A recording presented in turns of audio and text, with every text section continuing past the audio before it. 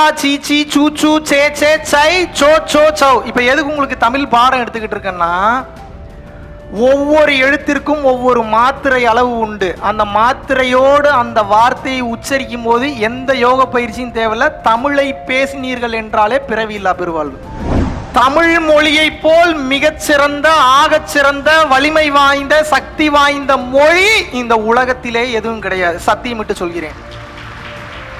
இங்க மட்டும் இல்ல, எந்த நாட்டிற்கு போனாலும் நான் சொல்லுவேன், தமிழ் மொழியை விட மிகச்சிறந்த மொழி, ஆகச்சிறந்த மொழி இந்த உலகத்தில் எதுவும் கிடையாது. தமிழுக்காக வாழ்ந்து, தமிழ் பள்ளியில் படித்து, தமிழை நேசித்து தமிழிற்காகவே என் வாழ்க்கையை நான் அர்ப்பணிப்பதால் நான் ஒரு தமிழன் என்பதில் நான் பெருமைப்படுகிறேன்.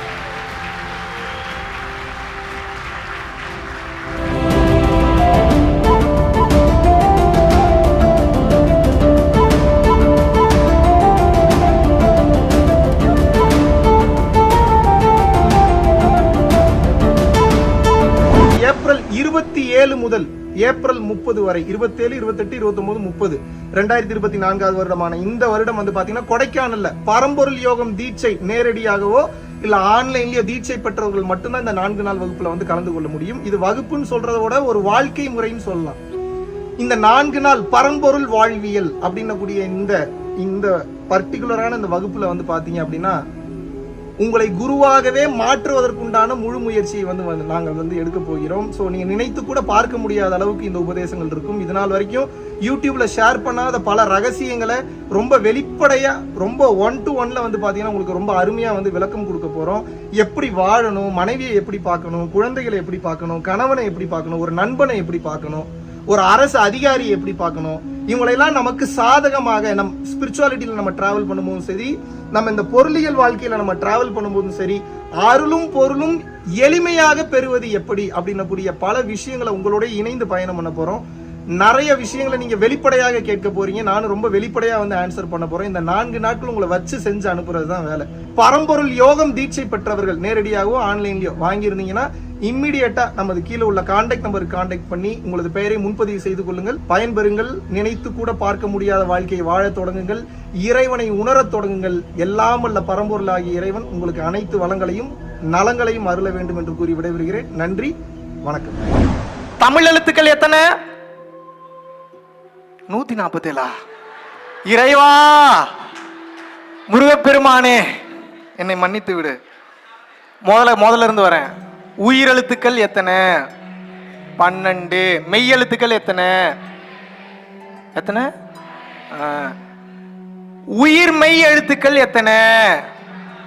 200. ஸ்பெஷலா ஒரு வேர்டு இருக்கு, சொல்லுங்க. மறுபடியும் சொல்லுங்க. அக் சொல்லுங்க. மறுபடியும் சொல்லுங்க. அக். அக் சொல்லும் போது உள்ளுக்குள்ள எங்க டச் ஆகுன்னு கவனிக்கணும். மறுபடியும் சொல்லுங்க. அக். மறுபடியும் சொல்லுங்க. அக். அக் அப்படின்னு சொல்லும் போது உள்ளுக்குள்ள 2 இடம், மேல இருக்கக்கூடிய சாஃப்ட் பேலட்டும் கீழே இருக்கக்கூடிய சாஃப்ட் பேலட்டும் டச் ஆகும். அந்த இடத்துக்கு பேர் சிற்சபை.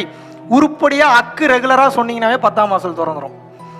உயிரெழுத்து 12, மெய்யெழுத்து 18, உயிர்மெய் எழுத்துக்கள் 246. காங்கா சான்யா டா நா தா நா பா மா யா ரா லா லா ரா. மறந்துட்டேன் நான், விட்டுருங்க, ஒரு வேகத்துல போயிட்டேன். கக்கா கிக்கி குக்கு கெக்கே கை கொக்கோ கவ். அப்புறம் ngaங்கா ngingி nguங்கு ngenge ngai ngongோ ngau.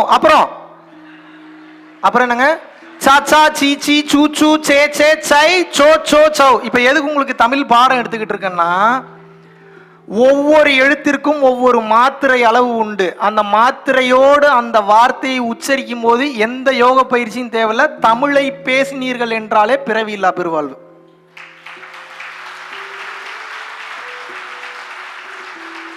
இப்போ எப்படி கூப்பிடுறோம்? அம்மா ஆ இம் மா. ஆ சொல்லும் போது காற்று போகுது, இம் சொல்லும் போது காற்றை அடைக்கிறீங்க, மான் சொல்லும் போது காற்றை வெளிவிடுறீங்க. ஆ இம் மா, அம்மா. எவ்வளவு பெரிய வார்த்தை, எவ்வளவு பெரிய பயிற்சி. இப்ப எப்படி சொல்றீங்க? மா இம் மீ, மம்மி. எந்த வாசல் திறக்கும் உங்களுக்கு? சுடுகாட்டில் ஏதாவது ஒரு வாசலை திறந்து போய் படுத்துக்கம்மா. தமிழ் மொழியை போல் மிகச்சிறந்த, ஆகச்சிறந்த, வலிமை வாய்ந்த, சக்தி வாய்ந்த மொழி இந்த உலகத்திலே எதுவும் கிடையாது. சத்தியமிட்டு சொல்கிறேன். இங்க மட்டும் இல்ல, எந்த நாட்டிற்கு போனாலும் நான் சொல்லுவேன், தமிழ் மொழியை விட மிகச்சிறந்த மொழி, ஆகச்சிறந்த மொழி இந்த உலகத்தில் எதுவும் கிடையாது. இது நாள் வரைக்கும் எங்கேயும் சொல்லாத ஒரு ரகசியத்தை இன்று வெளிப்படையாக சொல்றேன். யாருக்கிட்டையுமே சொன்னதில்லை, உங்களுக்கு சொல்றேன். என்னுடைய தாய்மொழி தமிழ் அல்ல. என்னுடைய தாத்தா பாட்டிலாம் இருந்தது தெலுங்கு. இருந்தாலும் எங்க அம்மாவுக்கு தமிழ் தெரியாது. எங்க அப்பா மட்டும்தான் தெலுங்கு பேசுவாரு. என்னுடைய பூர்வீக அடிப்படையில் பார்க்கும்போது நான் தெலுங்கன். ஆனால் பிற மொழி, பிற மதம் இதையெல்லாம் கடந்து தமிழுக்காக வாழ்ந்து, தமிழ் பள்ளியில் படித்து, தமிழை நேசித்து தமிழிற்காகவே என் வாழ்க்கையை நான் அர்ப்பணிப்பதால் நான் ஒரு தமிழன் என்பதில் நான் பெருமைப்படுகிறேன். நீங்க எனக்கு சிலிர்க்குது, இந்த தமிழை பற்றி பேசும்போது என் உடல் சிலிர்க்கிறது. காரணம் என்ன அப்படின்னு வந்து கேட்டீங்கன்னா, தமிழெல்லாம் நீங்க சரியா படிச்சீங்க அப்படின்னா உங்களுக்கு இந்த உலகத்துல யாரினுடைய துணையும் வேண்டாம். தமிழே உங்களுக்கு மாபெரும் துணையாக நிற்கும். காரணம்னா அப்பேற்பட்ட வலிமை, அப்பேற்பட்ட சக்தி, அப்பேற்பட்ட முன்னோர்களின் ஆசீர்வாதம் அந்த தமிழில் உண்டு. தமிழ் என்பது சாதாரண மொழி என்பது கிடையாது. தமிழ் என்பது ஒரு மாபெரும் உணர்ச்சி. தமிழ் என்பது ஒரு மாபெரும் உணர்வு. தமிழை விட மிக சிறந்த மொழி இந்த உலகத்திலே எதுவும் கிடையாது. அடித்து சொல்லுவேன். ஏன் இதை இத்தனை முறை சொல்கின்றேன் என்றால், நம் தமிழ் கடவுள் முருகனுக்கும் தமிழிற்கும் மிகப்பெரிய சம்பந்தம் உண்டு. தமிழ் கடவுள் முருகனுக்கு மிகவும் பிடித்தமான மொழி தமிழ் மொழி. முருகனை கரெக்ட் பண்ணணும்னா தமிழ்ல பேசுங்க, கரெக்ட் ஆயிடுவார். இதோட சிறந்த வழி எங்க இருக்கு? இன்னும் நீங்கள் தெரிந்து கொள்ள வேண்டிய விஷயம் இந்த தைப்பூசத்தில் மிக மிக தெளிவான ஒன்று என்ன அப்படின்னு வந்து கேட்டீங்கன்னா, இந்த தமிழ் எண்ணக்கூடிய இந்த வார்த்தைகள், இதில் இருக்கக்கூடிய மாத்திரை அளவுகள், இந்த தமிழில் இருக்கக்கூடிய ஆழமான அர்த்தங்கள் அனைத்தும் ஞானம் அடைவதற்கு மிக சிறந்த வழியாக இருக்கிறது. காரணம் என்ன அப்படின்னு வந்து கேட்டீங்க அப்படின்னா, இப்போ ஒரு பேர் ஒன்று சொல்றேன், அதுல உங்களுக்கு என்ன புரியும்? திருநாவுக்கரசர், இந்த பேரை கேட்டீங்களா இல்லையா? எப்படி இருக்கு திருநாவுக்கரசர்? நல்ல பேரா இல்லையா? யாராவது உங்க வாழ்க்கையில இந்த பேரை பிரிச்சு பார்த்திருக்கீங்களா?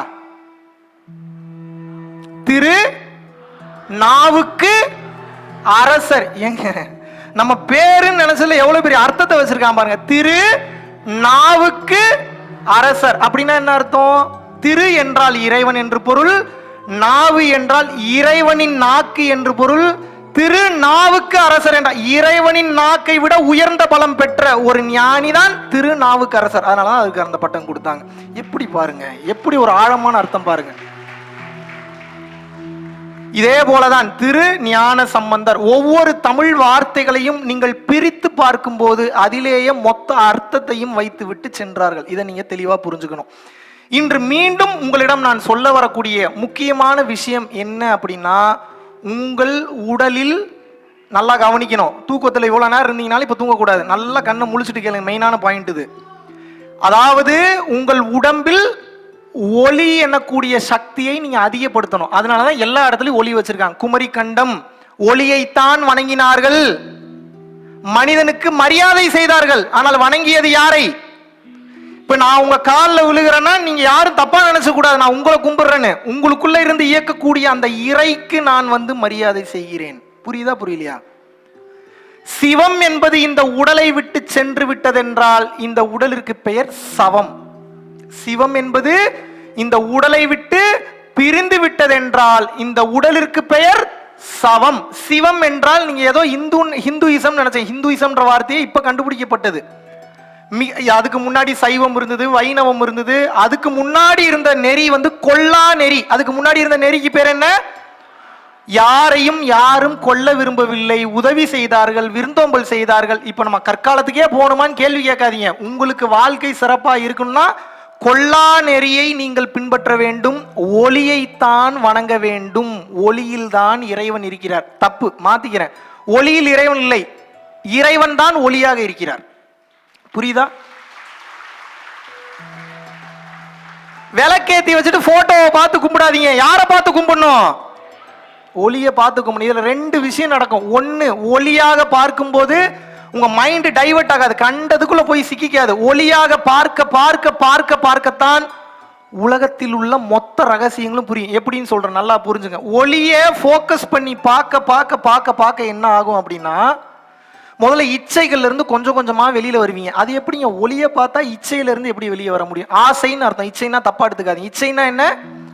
ஆசை. அந்த இச்சையில இருந்து எப்படி உங்களால வெளியே வர முடியும்னா, ஒளியை பார்க்க பார்க்க பார்க்க பார்க்க என்ன ஆகும் அப்படின்னா, அந்த ஒளியில் இருக்கக்கூடிய கண்ணுக்கு தெரியாத வேவ்ஸ் உங்க உடம்புக்குள்ள பாயும், உங்களை நோக்கி பாயும். இந்த ஒளியை பார்த்து பார்த்து பழகும் போது நிறைய பேர் மாத்திட்டாங்க. சுயநலத்துக்காக ஒளியை பார்த்து கும்பிடாம, அது நல்ல வேலை ஒளியாவது வச்சாங்களே, அது வரைக்கும் சந்தோஷம். பொருத்தி வச்சுட்டு போட்டோவை பார்த்து கும்பிடக்கூடாது. எதை பார்த்து கும்பிடணும்? ஒளிதான் இறைவன், இறைவன் ஒளியில்தான் இருக்கிறார், இறைவன் ஒளியாகத்தான் இருக்கிறார். ஒளியை பார்க்கும் போது என்ன நடக்கும் அப்படின்னு கேட்டீங்கன்னா, கவனிக்கணும். அந்த ஒளிக்கற்றை கொஞ்சம் கொஞ்சமாக உள்ளே சென்று சென்று சென்று சென்று சென்று உங்களுக்குள் இருக்கக்கூடிய கர்ம பதிவுகளை கொஞ்சம் கொஞ்சமாக விளக்கும். அதனாலதான் ஒளியை பாருன்னாங்க, அதனாலதான் விளக்கேத்தி வைனாங்க. விளக்கேத்தி வச்சுட்டு எங்கேயோ பார்த்து கும்பிடக்கூடாது. எங்க பார்த்து கும்பிடணும்? ஒளியை பார்த்து கும்பிட வேண்டும். இதுல இன்னொரு நல்லது நடக்கும். ஒளியை பார்க்க பார்க்க அதுக்குள்ள போய் எனர்ஜி போய் ஒளிப்பதி தேவையற்ற பதிவில் அழிக்குது. இது first plus point. Second plus point என்ன அப்படின்னு கேட்டீங்கன்னா, ஒளியை பார்க்க பார்க்க பார்க்க பார்க்க ஒளினா முதல்ல என்னன்னு புரியும். அப்புறம் ஒளியின் வடிவம் என்னன்னு தெரியும். அப்புறம் இந்த ஒளி எப்படி ஒவ்வொரு பொருளையும் உருவாக்கி இருக்குன்னு புரியும். இன்னும் டீப்பா வாட்ச் பண்ண வாட்ச் பண்ண வாட்ச் பண்ண வாட்ச் பண்ண இந்த ஒளி ஒவ்வொருத்த உடம்புக்குள்ளேயும் எங்க இருக்குன்னு தெரியும். இன்னும் டீப்பா வாட்ச் பண்ண வாட்ச் பண்ண வாட்ச் பண்ண வாட்ச் பண்ண அந்த ஒளியை வைத்து உங்களால் எதை வேண்டுமானாலும் சக்தி வாய்ந்த நிலைமையில் செய்ய முடியும். மொத்த ரகசியமும் ஒளிக்குள்ளதான் இருக்கு. புரியுதா நான் சொன்னது? நல்லா கவனிக்கணும். கை தட்டலுக்காக இதை நான் சொல்லவில்லை, நீங்க கையே தட்டலனாலும் பரவாயில்ல, கான்செப்டை புரிஞ்சுக்குங்க. நல்லா கவனிக்கணும். கைதட்டல் இது எல்லாமே நம்மை நாடி வந்த அந்த கலைஞர்களை ஊக்கப்படுத்துறதுக்கு. ஏன்னா அவங்க நம்மளை நம்பி வந்திருக்காங்க, மரியாதை செய்து அனுப்ப வேண்டியது நம்ம கடமை. எனக்கு கைதட்டல் முக்கியம் இல்லை. 1000 மேடைகளுக்கு மேலே ஆல்ரெடி பார்த்துட்டேன். கைதட்டலே பார்த்து வந்துட்டு இருந்தேன். 14 வயசுலேருந்து பேசிட்டு இருக்கேன். இப்போ கைதட்டல்லாம் தாண்டி வந்தாச்சு. விளங்கி கொள்ள வேண்டும். நான் சொல்ல வரக்கூடிய கருத்தை தெளிவாக உணர்ந்து கொள்ள வேண்டும். ஒளியை பார்க்கும்போது உங்களுக்குள் இருக்கக்கூடிய அழுக்குகள் நீங்குகின்றது. உங்களுக்குள் இருக்கக்கூடிய அழுக்குகள் கொஞ்சம் கொஞ்சமாக நீங்கும் போது உங்களுக்குள் இருக்கக்கூடிய ஒளி வெளியே வருகிறது. இவ்வளவுதான் தத்துவம்.